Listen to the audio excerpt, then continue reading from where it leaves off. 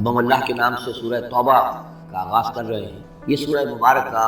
تجزیے کے اعتبار سے قرآن حکیم کی مشکل ترین سورت، اس میں کئی خطبات ہیں جو مختلف مواقع پر نازل ہوئے ہیں، اور چونکہ قرآن مجید میں یہ چیز محفوظ نہیں ہے کہ کون سا خطبہ کس وقت نازل ہوا، اس کے حوالے سے بڑی تحقیق کی ضرورت ہوتی ہے، اور جن لوگوں نے اتنی تکلیف گوارا نہیں کی وہ بہت سے مغالطوں میں لوگ خود بھی مبتلا ہوئے ہیں اور دوسروں کو بھی مبتلا کیا۔ بہرحال پہلی بات تو یہ سمجھیے کہ یہ سورہ مبارکہ دو بڑے بڑے حصوں پر مشتمل ہے۔ پہلا حصہ پہلے 5 رکوعوں پر مشتمل ہے اور دوسرا حصہ 11 رکوع۔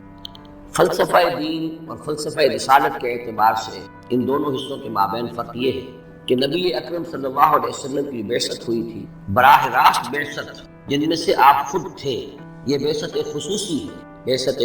خاصہ ہے کہ جو مشرکین عرب کی طرف ہے، بنی اسماعیل کی طرف ہے۔ ایک آپ کی بعثت عمومی ہے پوری نوع انسانی کی طرف، آپ دو بعثتوں کے ساتھ مبعوث ہیں۔ آپ کی جو بعثت خصوصی ہے الہ العرب، بنی اسماعیل، مشرکین عرب، چونکہ آپ انہی میں سے تھے اور انہی کی زبان میں آپ نے آخری اتمام حجت، لہذا ان کے ضمن میں اللہ تعالیٰ کا جو قدیم قانون ہے رسولوں کے بارے میں کہ اگر کوئی قوم جس کی طرف رسول بھیجا جائے اور وہ اتمام حجت کر دے اور پھر بھی وہ قوم تسلیم نہ کرے تو اس قوم کو ہلاک کر دیتا، عذاب استحصال۔ تو اس قوم کے حق میں تو یہ آخری فیصلہ جو ہے اللہ تعالیٰ کا اسی قانون کے تحت نافذ ہو۔ اس آخری فیصلے کا جو معاملہ ہے وہ ہے جو پہلے 5 رکوعوں میں آیا ہے۔ یہ حضور صلی اللہ علیہ وسلم کی بعثت خصوصی سے متعلق ہے اہل عرب کی طرف۔ البتہ چونکہ آپ کی بعثت عمومی ہے پوری نوع انسان، آپ نے جزیرہ نما عرب میں دین کو غالب کر دیا، قائم کر دیا۔ بعثت خصوصی کا تو گویا کہ آخری مقصد آخری درجے میں مکمل، لیکن یہ بعثت عمومی کے کام کا آپ نے آغاز فرمایا ہے صلح حدیبیہ کے بعد۔ آپ نے 7 ہجری تک کوئی مبلغ کوئی داعی کہیں باہر نہیں، جب تک کہ جزیرہ نما عرب میں اس حد تک کامیابی نہیں ہو گئی کہ قریش نے آپ کو تسلیم کر لیا اور آپ کے ساتھ صلح کی، تو وہ جس کو کہ اللہ تعالیٰ نے انا فتحنا لک فتحا مبینا قرار دیا ہے، اس وقت تک آپ نے اپنی پوری توجہ، آپ نے پورا وقت، آپ نے ساری صلاحیتیں، اپنی قوتیں مرکوز رکھی ہیں جزیرہ نما عرب میں۔ البتہ جب اس حد تک کام پورا ہو گیا، سن 7 میں، سن 6 میں صلح حدیبیہ ہوئی، تو اس کے بعد آپ نے نامہ بر بھیجے، اپنے خطوط بھیجے، قیصر کے نام بھیجا، کسریٰ کے نام بھیجا، مقوقس کے نام بھیجا، نجاشی بھی اب جو اس وقت تھا، وہ نجاشی جو ایمان لائے تھے فوت ہو چکے تھے، ان کی تو غائبانہ نماز جنازہ بھی حضور نے پڑھائی تھی۔ اب جو نجاشی تھے وہ مسلمان نہیں تھے، ان کے پاس بھی خط گیا۔ ان خطوط کے نتیجے میں سلطنت روما سے ایک ٹکراؤ شروع، غزوہ موتا ہوا اور اس کے بعد غزوہ تبوک۔ یہ جو 2 غزوات ہیں ان کا تعلق حضور کی بعثت عمومی سے ہے کہ اب بیرون ملک عرب آپ کی دعوت کا اور آپ کی اقامت دین کی جدوجہد کا دائرہ وسیع ہو رہا ہے۔ تو 11 رکوع اس سورہ مبارکہ کے اس سے جائیں، وہ غزوہ تبوک کے گرد ہیں۔ ان میں سے 4 رکوع وہ ہیں کہ جو غزوہ تبوک کے لیے ذہنی تیاری کے لیے، اور اس کے بعد کچھ آیات وہ ہیں کہ جو تبوک جاتے ہوئے اور تبوک سے واپسی پر نازل ہوئے، اور کچھ حصہ وہ ہے جو تبوک سے واپس آ کر نازل ہوا۔ وہ تو ہیں 11 رکوع جو 6 سے شروع ہو کر 16 تک جائیں گے۔ البتہ پہلے 5 رکوع وہ ہیں کہ اندرون جزیرہ نما عرب، اندرون ملک آپ کی جو مشن تھا اس کی تکمیل کا جو آخری مرحلہ تھا اس کا اعلان ہوا۔ اب یہ جو 5 رکوع ہیں ان میں بھی ایک عجیب تقسیم ہے۔ ان میں 2 رکوع وہ ہیں کہ جو سن 8 ہجری میں فتح مکہ سے قبل ہوئے، ان میں تیار کیا گیا ہے مسلمانوں کو فتح مکہ کے لیے کہ وہ نکلیں، اور ساری رد و قدا ہو رہی ہے کچھ لوگوں کی طرف سے، کچھ منافقین کی طرف سے، کچھ سادہ دل مسلمانوں کی طرف سے، نیک دل مسلمانوں کی طرف سے، کچھ ایسے لوگوں کی طرف سے کہ جن کے وہاں رشتہ دار ہیں کہ اب اگر جنگ ہوگی اور جا کر ہم حملہ کریں گے مکے پر تو اس سے یہ ہے کہ رشتہ داروں کو بھی غضب پہنچے گا۔ کچھ ایسے مسلمان تھے جن کی فیملیز وہاں تھیں اور انہیں اندیشہ تھا کہ جب یہ چکی پیسے گی تو کہیں گندم کے ساتھ گھل بھی نہ پس جائے۔ تو ایک رد و قدا ہے جو ان 2 رکوعوں میں آپ کو ملے گی کہ جو نازل ہوئے ہیں سن 8 میں فتح مکہ سے قبل، اور 3 رکوع وہ ہیں کہ جو نازل ہوئے ہیں سن 9 میں ذی قعدہ کے بعد۔ اور یہ جب کہ فتح مکہ ہو چکا، اس سال حضور نے حج، پھر اگلے سال آپ نے بھی دوبارہ حج نہیں کیا، لیکن آپ نے قافلہ بھیج دیا تھا کہ وہ جائے، اور اس کے امیر کی حیثیت سے حضرت ابوبکر صدیق رضی اللہ تعالیٰ عنہ تھے امیر الحج۔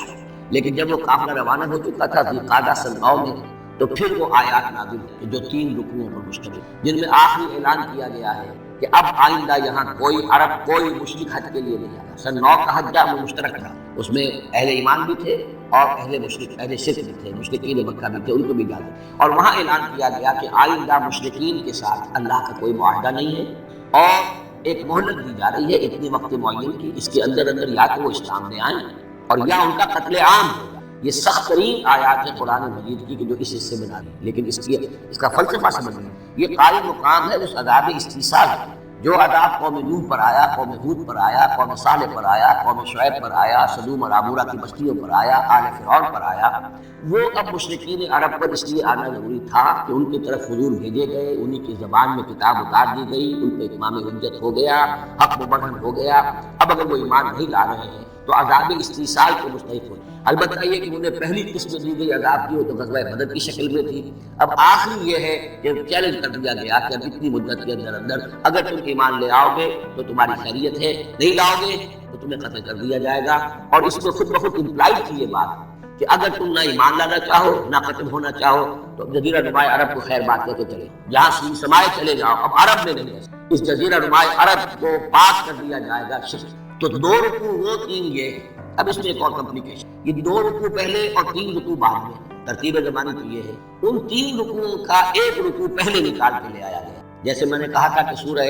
انفال میں ایک آیت جو تھی کہ جو بڑی اہم تھی اور جو بڑی یوں سمجھیے کہ ایک حساس مسئلے پر تھی کہ مال غنیمت کا کیا ہوگا، اس کو پہلے لے آیا، حالانکہ اس کا اصل حکم، اس کی اصل بحث جو ہے وہ سورت کے اندر چل رہی ہے، جا کے وسط میں آ رہی ہے۔ اسی طریقے سے قرآن کا اسلوب ہے کہ جو خاص بہت اہم شے تھی اگرچہ وہ ان 3 رکوعوں سے متعلق ہے جو بعد میں نازل ہوئے، لیکن ان کو پہلے سب سے پہلے صورت میں رکھ دیا گیا ہے۔ تو گویا کہ پہلے 5 رکوع بھی 3 حصوں، پہلا رکوع جو 6 آیات پر مشتمل ہے،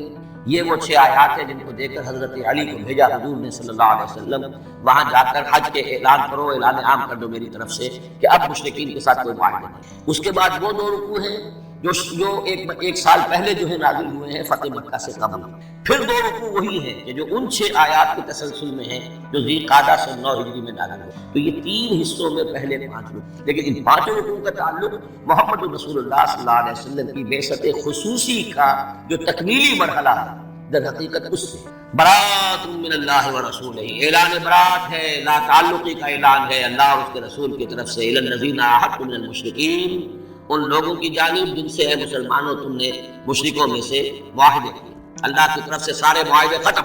البتہ یہ بڑا کیٹیگوریکل سٹیٹمنٹ جو آیا ہے، اس کے بعد اس کے اندر تھوڑی تھوڑی وہ جو ہے تفصیل جب آئے گی تو اس میں رعایتیں دی گئی ہیں، لیکن اعلان ایسا ہے۔ اور اس صورت سے پہلے یہ واحد صورت ہے قرآن مجید کی جس سے پہلے آیت بسم اللہ نہیں ہے، اور اس کا سبب یہ بیان کیا ہے حضرت علی رضی اللہ تعالیٰ عنہ نے کہ یہ صورت تو ننگی تلوار لے کر نازل ہے۔ آیت بسم اللہ میں تو اللہ کے نام ہے الرحمن الرحیم، تو یہ صورت جو ہے یہ تو ننگی تلوار لے کر نازل ہوئی ہے۔ اہل شرک کے لیے جو اعلان اس میں کیا گیا ہے کہ ان کو قتل کیا جائے گا، قتل عام ہوگا، تو گویا کہ اس کے مضامین جو ہیں اللہ تعالیٰ کی وہ رحمانیت اور رحیمیت کے ساتھ بظاہر ان کی مناسبت نہیں ہے، اس لیے اس صورت سے قبل آیت بسم اللہ نہیں لکھی۔ واللہ اعلم۔ برات من اللہ ورسولہ الی الذین عاہدتم من المشرکین، اعلان برات ہے، اعلان لا تعلقی ہے اللہ اور اس کے رسول کی طرف سے ان تمام لوگوں سے کہ جن سے مسلمانوں نے معاہدے کیے۔ فسیحوا فی الارض 4 اشہر، تو گھوم پھر لو اس زمین میں، یعنی اس جزیرہ نمائے عرب میں 4 مہینے کی تمہیں مہلت دی جا رہی ہے۔ وَاعْلَمُوا أَنَّكُمْ غَيْرُ مُعْجِزِ اللَّهِ، اور جان لو کہ تم اللہ کو عاجز نہیں کر سکتے، اللہ کو شکست نہیں دے سکتے۔ وَأَنَّ اللَّهَ مُخْزِي الْكَافِرِينَ، اور اللہ تعالیٰ کافروں کو رسوا کر کے رہے۔ اب ان کے لیے یہ آخری جو ہے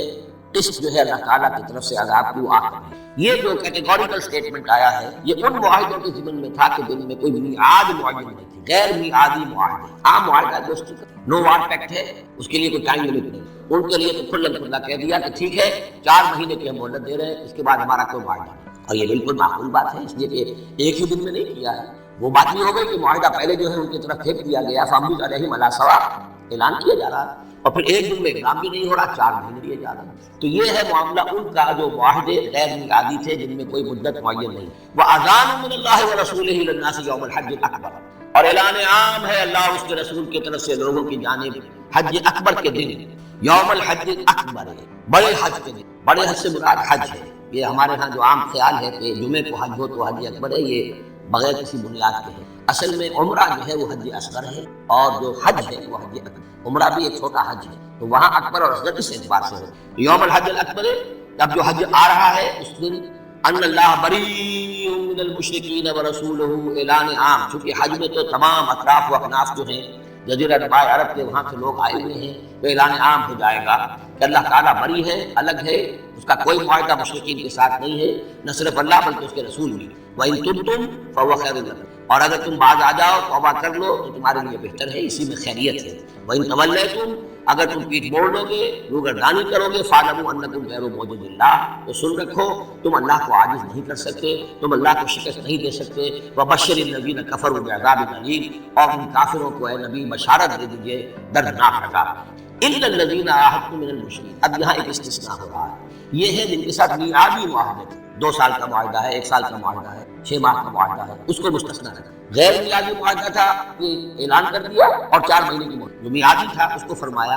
الا الذین عاہدتم من المشرکین، ہاں اس کے سوا وہ لوگ ہوں گے کہ جن سے تم نے مسلمانوں مشرکین میں سے جن سے معاہدے کیے، ثم لم ينقصوکم شیئا، پھر انہوں نے کوئی کمی نہیں کی، کوئی شے جو ہے جو بھی شرائط تھی اس میں سے کسی نے کوئی کمی نہیں کی، وہ اپنے معاہدے کی شرائط کی پابندی کرتے رہے۔ وَلَمْ يُظَاهِرُوا عَلَيْكُمْ، اور نہ تم پر تمہارے دشمنوں کی کوئی مدد کی، احدًا کسی کی بھی، فَأَتِمُّوا إِلَيْهِمْ عَهْدَهُمْ، تو ان کے لیے ان کی مدت مکمل کر دو، الی مدتہم، جو بھی مدت ہے، کسی کی 2 سال کی ہے، کسی کی 6 مہینے کی ہے، تو جو میعادی معاہدہ ہے اس کی بشرطے کہ ان کی طرف سے کوئی خلاف ورزی نہ ہوئی ہو تو ان کی مدت جو ہے وہ پوری کریں۔ ان اللہ یحب المتقین، یقیناً اللہ تعالیٰ تقویٰ والوں کو پسند کرتا ہے۔ فَإِذَا انسلخ الاشہر الحرم، جب یہ مہینے جو رعایت کے مہینے ہیں، پناہ کے مہینے ہیں، یعنی 2 شکلیں ہو گئی، جیسے عورت کی جو عدت ہوتی ہے، فرض کیجئے کہ طلاق دی گئی تو ایک عدت تو یہ ہے کہ 3 ماہ جو ہے یا 3 ہے زیادہ، لیکن اگر وہ اگر حاملہ ہے تو وضع حمل تک وہ عدت ہے۔ اسی طریقے سے جن لوگوں کا کوئی میعاد مقرر نہیں تھی ان کے لیے 4 مہینے مقرر کر کے اور ان کے معاہدوں کا اعلان کیا۔ جن کی میعاد مقرر تھی کہا کہ جیسے میعاد ختم ہوگی پھر معاہدہ نہیں ہوگا، اب یہ رینیو نہیں ہوگا، لیکن یہ کہ اس مدت کی تقدیر کر دی جائے۔ فَإِذَا انسلخ الاشہر الحرم، اور جب یہ محترم مہینے سمجھ لیجیے، اس لیے کہ ابھی ان کے لیے جو امان کے مہینے ہیں جو تمہیں دے دیے گئے ہیں، جب یہ ختم ہو جائیں گے، فَاقْتُلُوا الْمُشْرِكِينَ حَيْثُ وَجَدتُّمُوهُمْ، تو قتل کرو ان مشرکوں کو جہاں پاؤ، یہ سخت طریقہ ہے۔ وَخُذُوهُمْ، پکڑو، وَاحْصُرُوهُمْ، گھیراؤ کرو، وَاقْعُدُوا لَهُمْ كُلَّ مَرْصَدٍ، اور ہر جگہ گھات لگا کر بیٹھو، ان کو پکڑ لو۔ یہ آخری ہے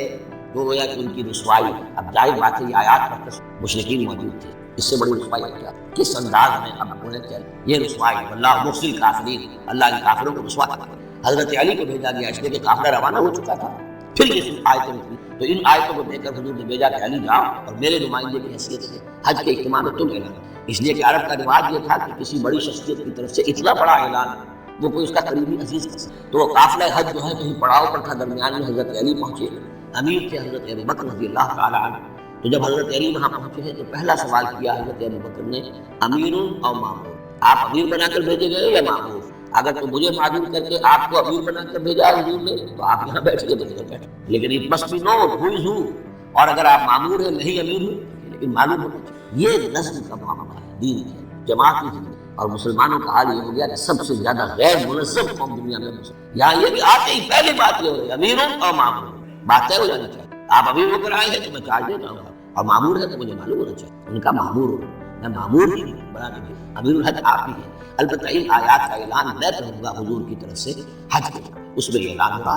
فَإِذَا انسَلَخَ الْأَشْهُرُ الْحُرُمُ فَاقْتُلُوا الْمُشْرِكِينَ حَيْثُ وَجَدتُّمُوهُمْ وَخُذُوهُمْ وَاحْصُرُوهُمْ وَاقْعُدُوا لَهُمْ كُلَّ مَرْصَدٍ فَإِن تَابُوا وَأَقَامُوا الصَّلَاةَ وَآتَوُا الزَّكَاةَ، پھر اگر وہ توبہ کریں، نماز قائم کریں، زکوٰۃ ادا کریں، فَخَلُّوا سَبِيلَهُمْ، ان کا راستہ چھوڑ دو، خود وہ مسلمان ہو گئے۔ اللہ غفور الرحیم، یقیناً اللہ غفور الرحیم ہے۔ وَإِنْ أَحَدٌ مِّنَ الْمُشْرِكِينَ اسْتَجَارَكَ، اور اگر مشرکین میں سے کوئی شخص آپ سے پناہ طلب کرے، حتیٰ یسمع کلام اللہ، اتنا بڑا ہمیں الٹیمیٹم دے دیا گیا ہے، بہت سے لوگ ہوں گے ابھی تک انہوں نے توجہ کی نہیں، سوچا ہی نہیں محمد کیا کہہ رہے ہیں، کیا دعوت ہے۔ اب یہ کہ تمام جزیرہ نما عرب کے لوگوں کو اتنا بڑا الٹیمیٹم آ گیا ہے تو وہ سنجیدگی سے سوچنے پر مجبور ہوئے کہ یہ کیا بات ہے، کیا دعوت ہے جس کے لیے ہمیں یہ الٹیمیٹم دے دیا گیا۔ تو اگر ان میں سے کوئی آپ سے امن مانگے، امان مانگے، پناہ طلب کرے تاکہ وہ آپ کے پاس آ کر اللہ کا کلام سنے، حتیٰ یسمع کلام اللہ، یہ آیت میں نے کوٹ کی تھی تعارف قرآن میں کہ قرآن اللہ کا کلام ہے، وہ اس حوالے سے حتیٰ یسمع کلام اللہ، یہاں تک کہ وہ آپ کے پاس آئیں، اللہ کا کلام سنیں، ثم ابلغہ مأمنہ، پھر انہیں ان کی امن کی جگہ پر پہنچانا۔ یہ نہ ہو کہ وہی کہہ گیا کرو فیصلہ، اسلام قبول کرتے ہو تو نہیں کرتے ورنہ تمہاری گردن اڑاتے ہیں۔ وہ امان لے کر آیا تھا، کلام اللہ سننا چاہتا تھا، اب فیصلہ وہ جو بھی کرے لیکن اس کو جا کر اپنے گھر اس کے امن کی جگہ تک پہنچا دو۔ ثم ابلغہ مأمنہ ذلک بأنہم قوم لا یعلمون، اور یہ اس لیے کہ یہ لوگ ہیں جو علم نہیں رکھتے، یہ پتہ ہی نہیں ہے یہ ابھی تک غافل ہی رہے، انہوں نے سنجیدگی سے سوچا ہی نہیں ہے کہ یہ دعوت کیا ہے۔ یہ 6 آیات جو ہیں ان کا سلسلہ جڑے گا چوتھے رکوع۔ اب جو دوسرا رکوع اور تیسرا رکوع آ رہے ہیں یہ ہیں جو سن 8 ہجری میں فتح مکہ سے قبل نازل ہوئے، اور اس میں مسلمانوں کو آمادہ کیا جا رہا ہے قریش کے خلاف جنگ کرنے۔ اگرچہ جنگ بالفعل نہیں ہوئی لیکن کیا معلوم تھا، ممکن ہے خون ریزی ہو جائے، ممکن ہے مکے کی گلیاں جو ہیں وہ خون کی ندیاں جو ہے اس میں بہنے لگے، سارے اندیشے تھے۔ وہ تو جو ہو گیا وہ تو بعد میں معلوم ہوا کہ کیا ہوا ہے، لیکن بہرحال اس میں جو ریلیکٹنس تھی، کچھ لوگوں میں بربنائے منافقت، کچھ لوگوں میں بربنائے شرافت اور ایک سادہ نوحی، کچھ لوگوں میں اس وجہ سے کہ ان کے اعزاء اور اقربا وہاں تھے اور انہیں اندیشہ یہ تھا کہ کہیں وہ یہوں کے ساتھ وہ گھل بھی نہ کرے۔ کیسے یکون للمشرکین عہد عند اللہ وعند رسولہ، اصل میں یوں ذہن میں رکھیے کہ جو صلح حدیبیہ ہوئی تھی اس کو خود قریش کے حلیف قبیلے نے توڑا، اور اب حضور صلی اللہ علیہ وسلم سے آج سیرت میں آپ نے پڑھا ہی ہوگا کہ ابو سفیان جو سردار ہیں مکے کے، وہ آئے ہیں چل کر یہ درخواست لے کر کہ حضور اس صلح کی تجدید، حضور نے تجدید نہیں، سفارشیں بھی کروائیں انہوں نے جو بھی کروا سکتے، حضرت علی سے کوشش کی، اپنی بیٹی حضرت ام حبیبہ رضی اللہ تعالی عنہا وہ حضور کی زوجہ محترمہ تھی، وہاں گئے، انہوں نے بھی مطلب یہ کہ کوئی حوصلہ نہ دیا، بلکہ وہاں تو واقعی اور ہو گیا کہ وہ گئے اپنی بیٹی کے ہاں، حضور کا بستر بچھا ہوا تھا، بیٹھنے لگے تو ام حبیبہ رضی اللہ تعالی عنہا نے فرمایا کہ ابا جان ذرا ٹھہریے، وہ چھڑ کر کھڑے رہ گئے تو بستر طے کر دیا، اب بیٹھ جائے۔ اب یہ سردار قریش انہوں نے کہا کہ یہ بستر میرے لائق نہیں تھا، جب میں اس بستر کے لائق، حضرت ام حبیبہ فرماتی ہے ابا جان آپ اس بستر کے لائق، یہ نبی کا بستر اور آپ ناپاک ہیں، آپ مشرک ہیں، تو اب کیا کریں، ان سے سفارش کریں؟ معلوم ہوا کہ وہ ساری گئے تھے اس لیے کہ بیٹی سے سفارش کروا دیں گے تو شاید زبان میں نہ کھل سکے، پر اس وقت ہو سکتا ہے کہ بہت سے لوگوں نے یہ چیمے گوئیاں کی ہو کہ دیکھیے اچھی بات نہیں ہے، صلح اچھی بات ہوتی ہے، اب یہ قریش کا سردار آیا ہے، گڑ گڑا رہا ہے، سفارشیں کروا رہا ہے، تو صلح کر لینی چاہیے، کیوں صلح نہیں کر رہے حضور؟ اس کو پس منظر میں رکھیں۔ تب یہ آیت آپ کو سمجھ کیف یکون للمشرکین عہد عند اللہ، کیسے ہو سکتا ہے مشرکین کے لیے کوئی عہد اللہ کے نزدیک، وعند رسولہ اس کے رسول کے نزدیک، الا الذین عاہدتم عند المسجد الحرام، سوائے ان کے کہ جن کے ساتھ ہم نے معاہدہ کیا تھا مسجد حرام کے پاس صلح حدیبیہ، فما استقاموا لکم فاستقیموا لهم، تو جب تک وہ اس پر قائم رہے، سیدھے رہے تمہارے لیے، تم بھی قائم رہو، سیدھے رہو،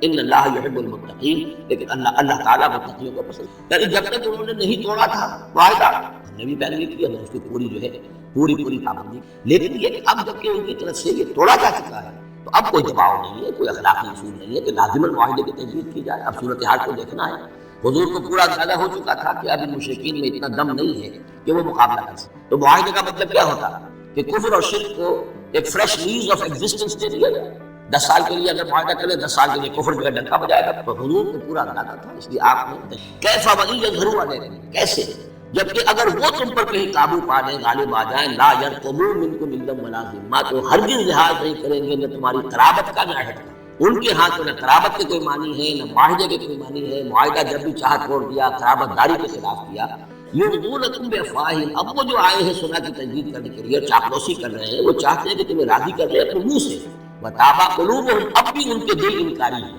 دل ابھی نہیں مانے، واکثرہم فاسقون، اور ان کی اکثریت فاسقین پر مشتمل، اشتروا بآیات اللہ ثمنا قلیلا، یہ وہی لوگ ہیں جنہوں نے اللہ کی آیات کو فروخت کیا ہے حقیر قیمت پہ، اپنی چودراہٹیں، اپنی سیادتیں، حق کو پہچاننے کے باوجود محمد رسول اللہ 13 برس تک ان کے ہاں 12 برس تک دعوت دیتے رہے، انہوں نے قرآن مجید کو رد کیا، فصدوا عن سبیلہ، لوگوں کو روکتے رہے، خود بھی رکے رہے اللہ کے راستے سے، انہم ساء ما كانوا يعملون، بہت ہی بڑا ہے ان کا عمل جو رہا ہے، لا يرقبون فی مؤمن الا ولا ذمہ، دوبارہ یہ کسی مومن کے حق میں نہ قرابت کا کوئی لحاظ کرتے ہیں نہ کسی عہد اور معاہدے کا کرتے ہیں، واولئک هم المعتدون، اور حقیقت میں یہی لوگ ہیں جو حد سے زیادہ تجاوز کرنے والے ہیں، فإن تابوا وأقاموا الصلاة وآتوا الزكاة، پھر بھی اللہ نے راستہ کھلا رکھا ہوا ہے، اب بھی کھلی بات ہے کہ اگر وہ توبہ کریں اور نماز قائم کریں اور زکات دیں، فإخوانكم في الدين، تو وہ تمہارے دینی بھائی ہیں، ونفصل الآیات لقوم يعلمون، اور ہم اپنی آیات کی تفسیر بیان کر رہے ہیں ان لوگوں کے لیے جو علم رکھتے ہیں، جو علم حاصل کرنا چاہیے۔ وَإِن نَكَثُوا أَيْمَانَهُمْ مِن بَعْدِ عَهْدِهِمْ، اور اگر انہوں نے توڑ دیا ہے اپنی اس قسم کو اور معاہدے کو اس کے باندھنے کے بعد، وَطَعَنُوا فِي دِينِكُمْ، اور جبکہ وہ انہوں نے عیب لگایا ہے تمہارے دین کے معاملے میں، فَقَاتِلُوا أَئِمَّةَ الْكُفْرِ، تو اب جنگ کرو ان کفر کے اماموں سے، یہ ہے الفاظ جو بہت مہم، ائمۃ الکفر کون تھے؟ جزیرہ نما عرب میں کافر تو سب تھے، مشرک سب تھے، ائمۃ الکفر، ائمۃ الشرک، یہ قریش، متولی کعبے کے، بتوں کے مجاور، یہ سارا مرکز جو ہے شرک کا جو بنایا، اللہ کے گھر کو توحید کا مرکز تھا، اسے شرک کا اڈا بنا دیا، یہ ہے امام، جب تک ان کو شکست دی جائے تو ظاہر بات ہے کہ جزیرہ نماء عرب پر دین کے غلبے کا تصور نہیں ہے، چاہے وہاں کوئی فارمل حکومت نہیں تھی، کوئی سلطنت نہیں تھی، کوئی ریاست نہیں تھی، کوئی جو ہے فارمل دارالخلافہ نہیں تھا، لیکن معنوی اعتبار سے یہ ام القریٰ، یہ مرکزی بستی ہے، یہ ہے اس پورے جزیرہ نماء عرب کا صدر مقام کے اعتبار سے، اور یہاں کے جو لوگ ہیں ائمۃ الکفر، ان کے ساتھ جنگ کرو، فقاتلوا ائمۃ الکفر، قتال کرو ان کفر کے اماموں سے، انہم لا ایمان لہم، ان کی کسی قسم کا کوئی پاس نہیں، ان کی کوئی قسمیں نہیں ہے، کوئی اعتبار نہیں، لعلہم ینتہون، شاید کہ وہ باز آ جائے، یعنی سختی سے شاید باز آ جائے۔ اے مسلمانوں، نرمی کے ساتھ وہ باز آنے والے نہیں۔ الا تقاتلون قوما نکثوا ایمانہم، کیا ہو گیا تم جنگ نہیں کرنا چاہتے ایسی قوم سے جنہوں نے اپنے عہد کو توڑا، وعدہ انہوں نے توڑا، مسلمانوں نے نہیں توڑا، نہ مسلمانوں کے حلیف قبیلے نے توڑا، انہوں نے وعدہ جو کیا تھا اس کو توڑا ہے، تو کیا ہو گیا تمہیں؟ شرافت کی وجہ سے یا بزدلی کی وجہ سے یا منافقت کی وجہ سے یا اور کسی سبب سے تم ان سے جنگ نہیں کرنا چاہتے؟ اللہ تقاتلون، کیا تم قتال نہیں کرنا چاہتے قوم، اس قوم سے نکثوا ایمانہم، جنہوں نے اپنی قسمیں توڑی، وہموا باخراج الرسول، یہی تو ہے کہ جنہوں نے رسول کو مکے سے نکلنے پر مجبور کیا،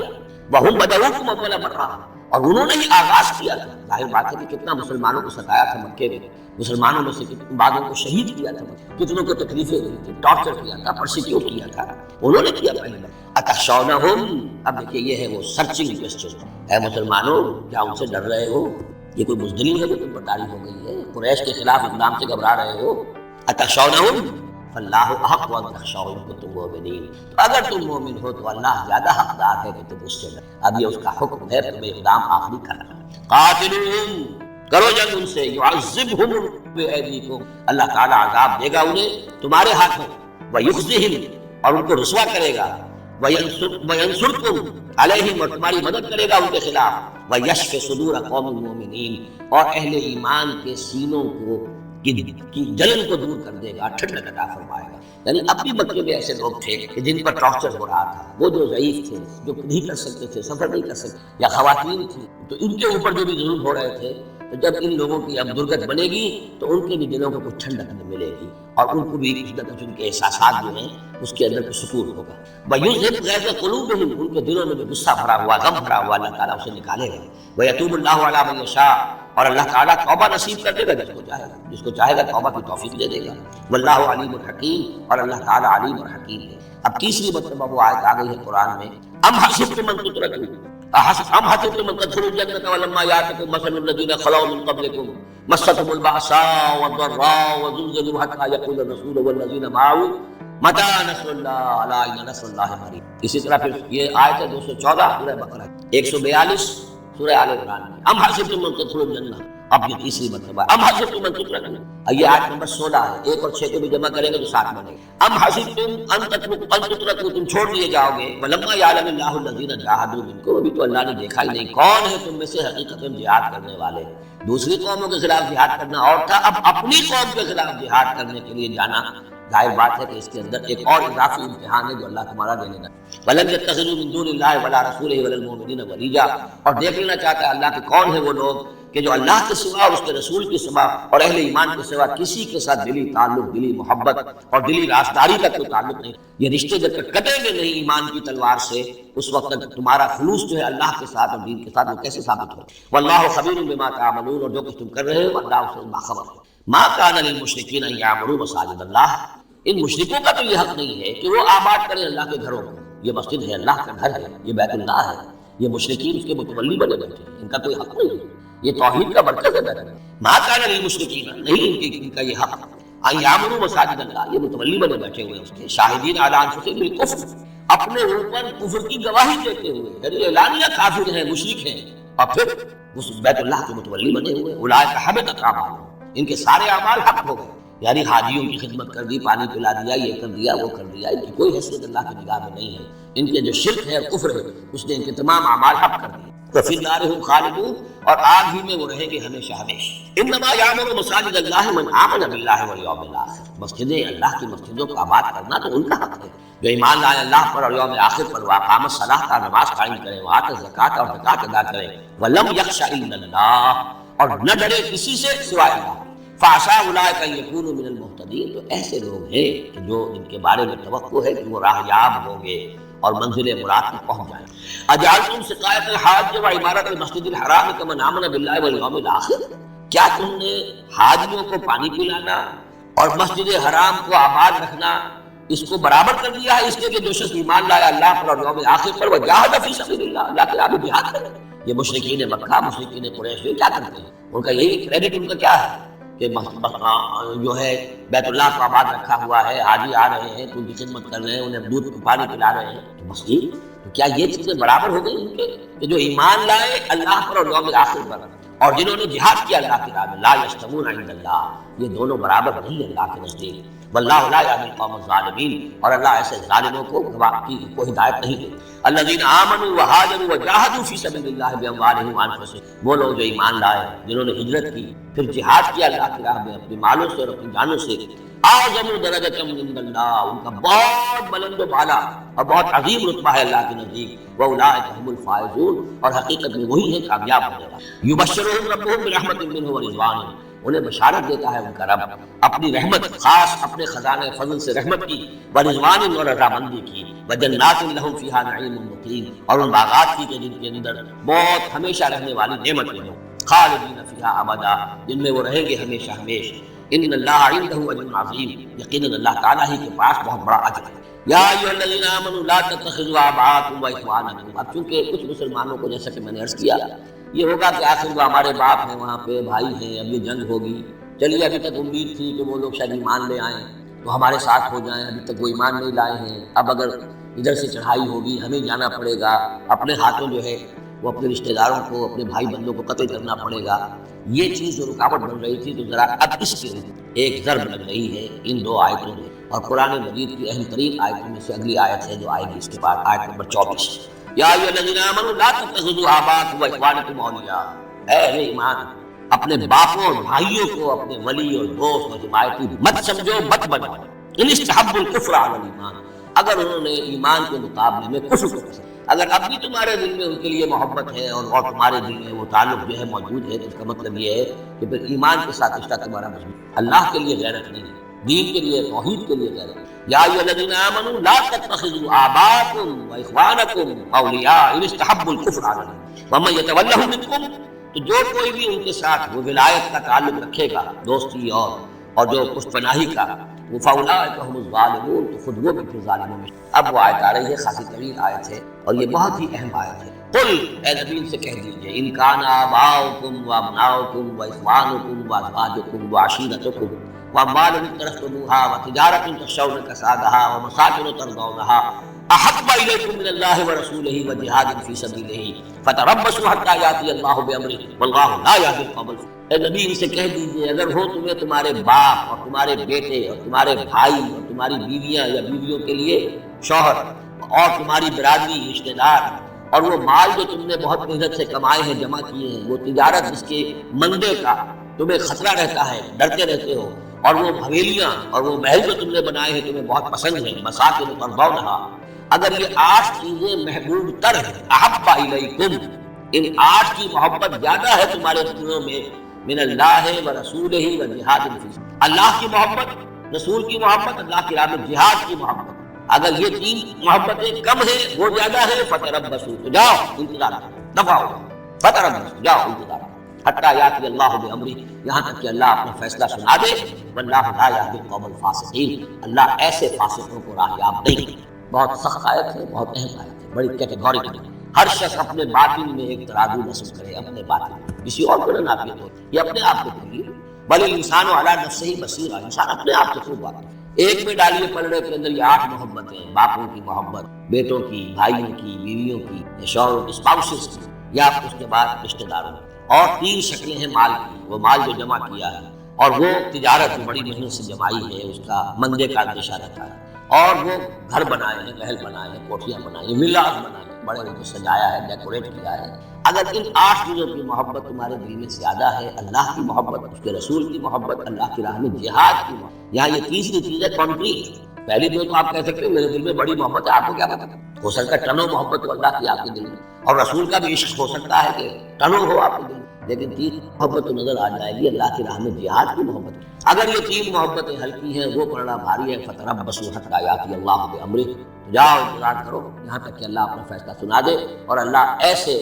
فاسقوں کو، ایسے ناہمجاروں کو، ایسے سرکشوں کو اللہ تعالیٰ ہدایت۔ یہ سیلف اسیسمنٹ اسکیم ہے، ہر شخص خود اپنا کہاں کھڑا ہے، اس کی allocation of time, allocation of energies, اپنی صلاحیتیں کہاں لگا رہا ہے، کہاں کھپا رہا ہے، کس کام میں لگا رہا ہے۔ اسی کو پھر علامہ اقبال نے ایک شعر میں جمع کر دی، یہ مال و دولت دنیا یہ رشتہ و پیوند، بتان وہم و گمان لا الہ الا اللہ۔ مال و دولت دنیا کی تین شکلیں،